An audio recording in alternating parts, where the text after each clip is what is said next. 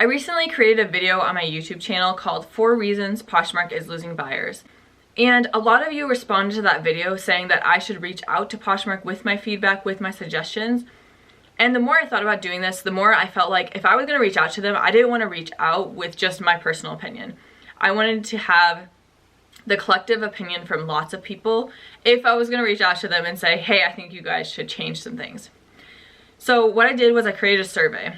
And in the survey, I listed out 10 of the most common complaints from the buyer's perspective and 10 of the most common complaints from the seller's perspective. And I asked you guys to rank them. Rank them from number 1, what you most want Poshmark to change, to number 10, what you least want Poshmark to change. Then I also left an open-ended question saying, hey, did I miss anything? Is there something that you felt like should have been in this list that wasn't? And I did go through all of those responses and summarize the most common answers. 1,400 of you responded to the survey. Thank you so much for responding. So after distributing the survey, I summarized the results into a 1-page quick summary and a 12-page detailed paper. I then sent those results to Poshmark's executive team, and Poshmark's CEO responded to me within 30 minutes of me emailing them. I asked some very specific questions about the most common complaints from Poshmark buyers and sellers, and I got a very detailed response from Poshmark about some of the things that they're doing to address some of the things that came up at the top of these lists. This is going to be somewhat of a long video, so what I'm going to do is I'm going to have timestamps in the pinned comment down below, and I'm going to split this video into 5 sections, and so I will have a timestamp where you can just click through if you want to go to specific sections of the video. First, I'm going to go over the background of the survey.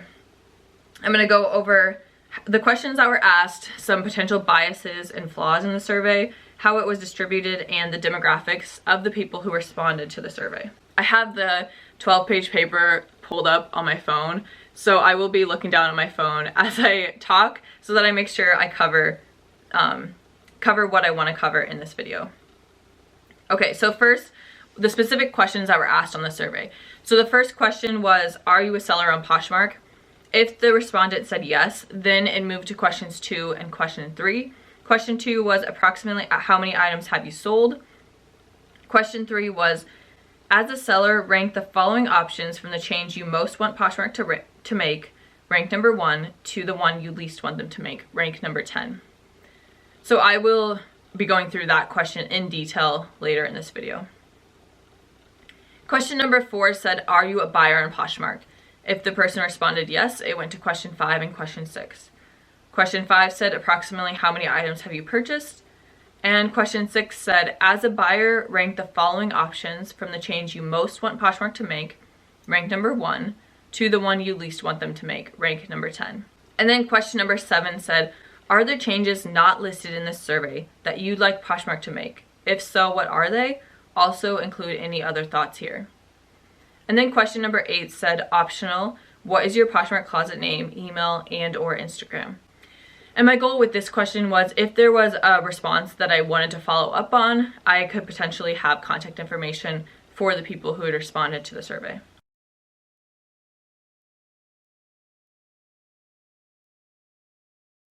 Okay, so on to the demographics of the respondents. Of the 1,383 respondents, 1,119 were both buyers and sellers on Poshmark. So the majority of respondents both buy and sell on Poshmark. 218 are sellers only, and 45 are buyers only. So definitely skewed towards sellers, and most respondents both buy and sell on Poshmark. For the sellers, the median number of items that they have sold is 226, and for the buyers, the median number of items they purchased is 20. So I would say that this right here shows you that most of the people who watch my channel and responded to the survey are resellers, because median number of items sold of 226, I don't think the average person is gonna sell 226 items. So you could definitely see in that number that a lot of people responding are resellers.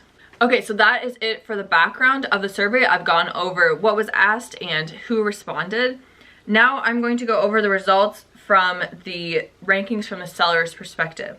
So again, the question that I asked was, as a seller, rank the following options from the change you most want Poshmark to make, rank number 1, to the one you least want them to make, rank number 10. The rankings from the seller's perspectives were definitely interesting. There were 2 rankings that very clearly ranked at the bottom. So the 2 that people least wanted changed. And there were 2 that very clearly ranked at the top as the top 2 things that Poshmark sellers wanted changed. And then there were 6 that kind of all ranked pretty similarly. So if I were to double the number of respondents to the survey, I would expect that those 6 might move a little bit because, again, they were very close to each other. So as I go over these results, I'm going to go over the 2 that people least wanted, the 6 that were very similar, and then the 2 that people most wanted. Okay, so number 10, the change that sellers would least like Poshmark to make is leave sharing as a way to boost items, but have an option to pay Poshmark to automatically share your items. I was a little bit surprised to see this as number 10 because I feel like people complain about the sharing more than anything else. So I was a little surprised to see that at the bottom, but I can also see how people are like, we're already paying Poshmark, we don't want to pay them more, and there's other things on your list I would rather them change.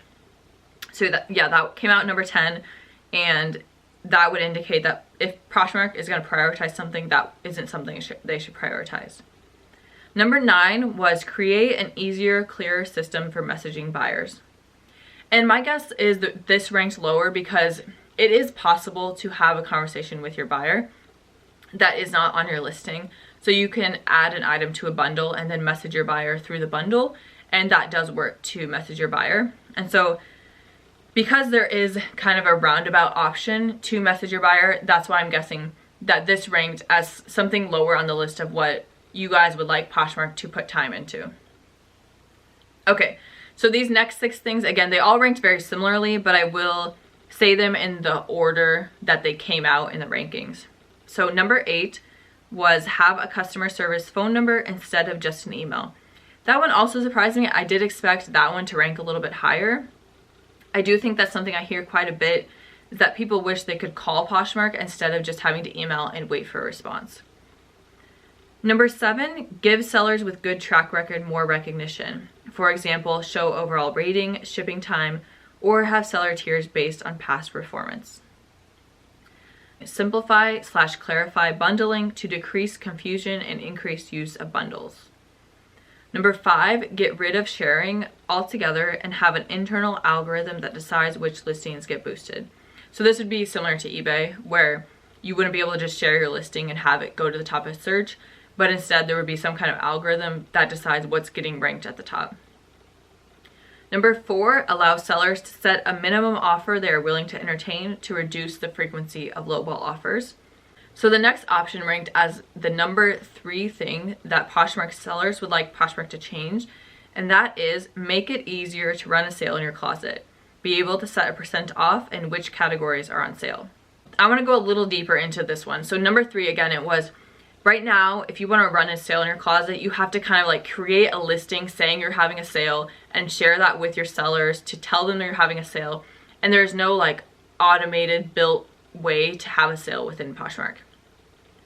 So when I was digging deeper into the survey results, one of the things I did was to sort the results based on how many items someone had sold on Poshmark or how many items they had purchased. And this response really stood out. People with less than 100 sales ranked that change 7th on their list. And the people with over 1,000 sales ranked that change number 2 on their list.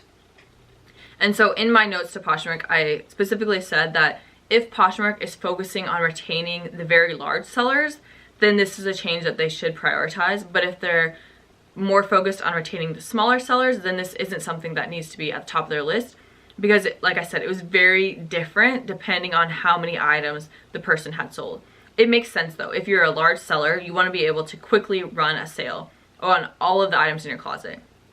And if you're a smaller seller, you can easily go in and tweak prices and change things as you want. Now on to the top 2 changes from the seller's perspective. So again, these were the top 2 things that sellers want Poshmark to change, and they very clearly ranked as number 1 and number 2. So number 2 is reduce fees. $2.95 on sales below $15 and 20% on sales above $15 is too high. So this one didn't surprise me too much because other platforms do have a lower cost. For example, Mercari is only 10%.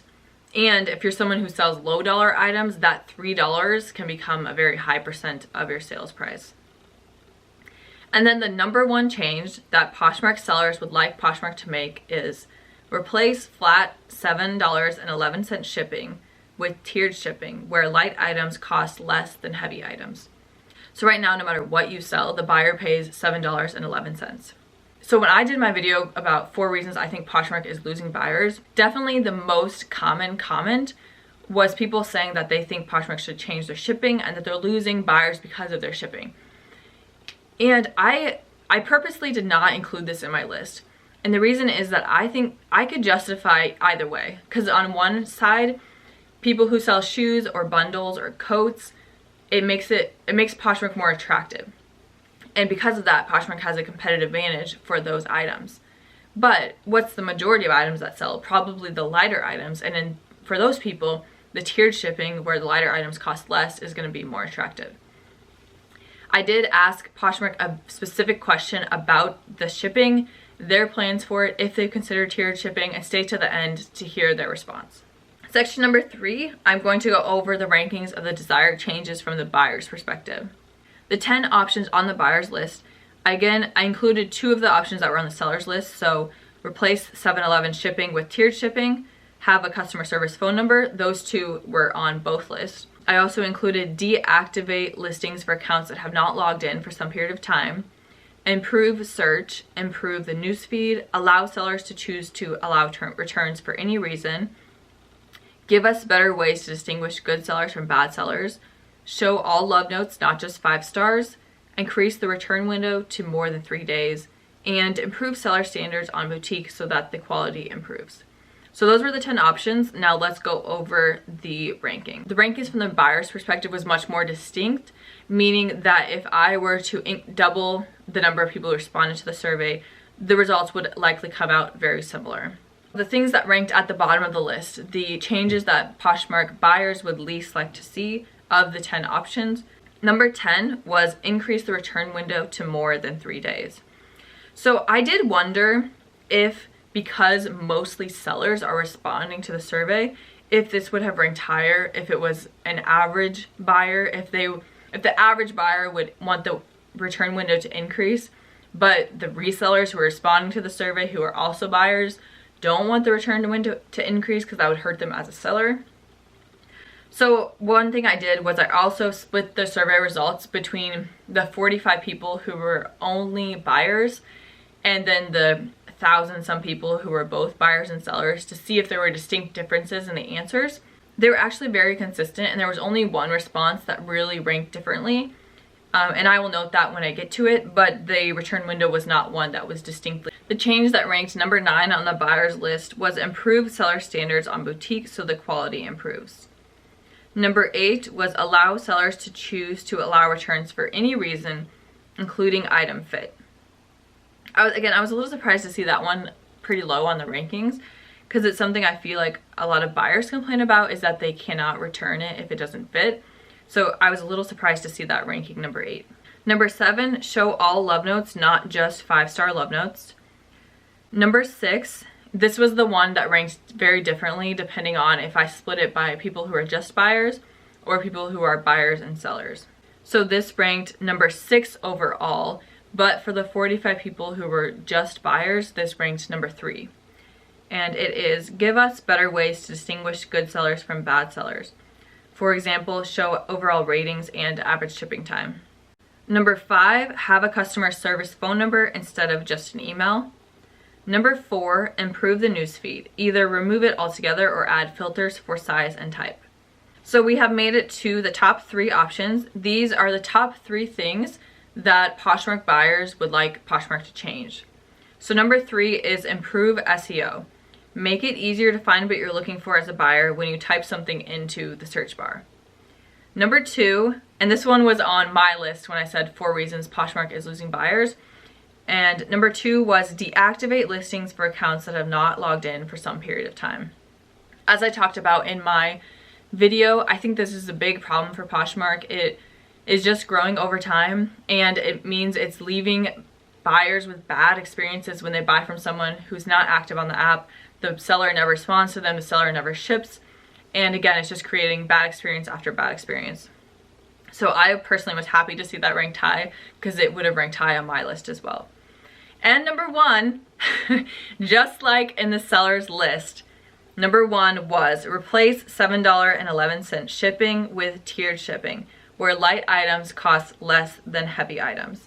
78% of the buyers who responded to the survey ranked the shipping change in their top 3 changes they'd like Poshmark to see. So this is clearly something that a lot of Poshmark buyers and a lot of Poshmark sellers would like Poshmark to change. Again, like I've already said, I felt like I could argue either way, but when such a large portion of the buyers and sellers responding to the survey are saying change the shipping, it would make it better, it's definitely something that Poshmark should really consider. And I think that was one of the biggest takeaways from this survey. Next, I'm going to go over the responses to the open-ended question. This one was really fun for me to look through, because obviously you could write whatever you wanted in terms of things that you felt like were missing from the rankings that should have been in the rankings. So what I did was, there were somewhere around 600 responses to that question. I left it as optional, so you didn't have to write something, but you could. So I went through all 600 of the responses, and I started creating tallies for the things I was seeing the most. And then I included in what I sent Poshmark the responses that I saw at least 10 times. So there were 8 suggestions that between 10 and 19 people listed, and there were 3 suggestions that over 20 people listed in that open-ended response. So the 8 suggestions that between 10 and 19 people listed were: number 1, provide a share all option to share all listings with 1 click. Number 2, get rid of parties or revamp them. Number 3, allow more than 8 photos. And Poshmark actually has changed this. Since I administered the survey, they did increase the allowed photos to 16. So that one is fixed and it is improved. Number 4, allow sellers to rate buyers. Number 5, eliminate spam accounts and spam comments. Number 6, allow more drafts. Number 7, add a unisex category. And number 8, create a saved search feature that will notify buyers if something new is listed that fits under their saved search. And then the 3 changes that at least 20 people wrote in the open-ended response were, so for this list, I'm going to start at number 3 and work to number 1, because number 1 is the option that I saw the most. So number 3, provide better analytics, specifically view counts. Again, I saw this a lot. People want more data, and obviously I would love to have more data as well about my Poshmark closet. Number 2, reduce the frequency and reevaluate closet clear out. There were a lot of complaints about closet clear out in the open-ended response. And number 1, the response I most often saw for this question: don't require a shipping discount with offers to likers. So again, I did communicate these results to Poshmark, so they are hearing what you guys are saying. So we'll see if they ever take away the shipping discount on the offers to likers. Finally, I'm going to go over the specific questions that I asked Poshmark and how they responded to those questions. So like I said, I emailed Poshmark's executive team. I actually emailed them at 9:20 p.m. Central Standard Time, and Manish, Poshmark's CEO, responded at 9:50 p.m. So not only did he respond in 30 minutes, but he responded late at night. So again, I just really appreciated that he sent me a not canned response. He didn't give me any answers in that initial email. He basically just said, we've received this. Thank you for gathering all this feedback. I've read through the results. I've shared it with the team here, and I've CC'd Leanne Shea.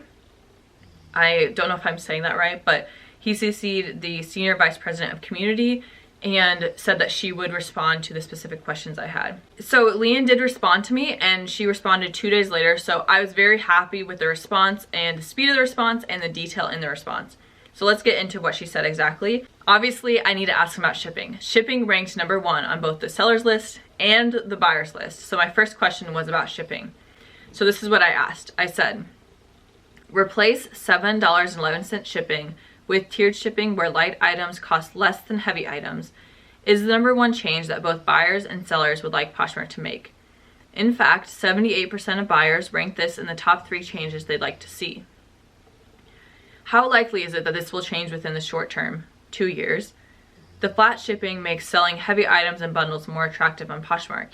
Is the flat shipping seen as a competitive advantage and a part of Poshmark's long-term strategy? So the goal of this question was, I can see it from either way. I can see it as it's part of our competitive advantage, we don't want to change it, or this is something a lot of people want changed and we definitely should change it. And I wanted to know what they were thinking. Is this part of something you think of as, this is long-term, this is sticking with us, or is this something that might be changing? So in Leanne's response, the first part is basically just explaining why they do the 7-Eleven flat shipping. So she said, this is a question that continues to be raised by our community and we're happy to address it here for you. We really wanted to simplify the selling experience on Poshmark, and what that meant was being able to offer a flat shipping rate for any item up to 5 pounds arriving in 1 to 3 days. We also wanted to remove any barriers for sellers, so no weighing, no calculations, no decisions. Just attach the label to any box and hand off to your mail carrier. We feel this is an important part of the overall value we offer buyers and sellers on Poshmark. We actively partner with the USPS to keep shipping costs as low as possible for Poshers. As the Poshmark community grows, our collective size has enabled us to negotiate the best shipping price in the industry, which was reflected in the $7.11 flat shipping cost. I felt like that first part, they probably used that response a lot to say, this is why we do 7-Eleven shipping. It's simple, it's easy, it makes the shipping experience really simplified for sellers. But then she also said, we also frequently reassess our flat shipping rate approach to make sure we are delivering the best experience and value to our community. We have explored a tiered shipping structure, but haven't yet been able to get the mechanics to balance cost with ease of use, as well as we have with the flat shipping program we have today. So I thought that was interesting. She did say that they have looked into tiered shipping, but at this time they don't plan to change. So the second question I asked was, inactive accounts often create negative buyer experiences when a buyer makes a purchase and the seller never ships the item. Also, the more time that goes by, the larger this problem becomes.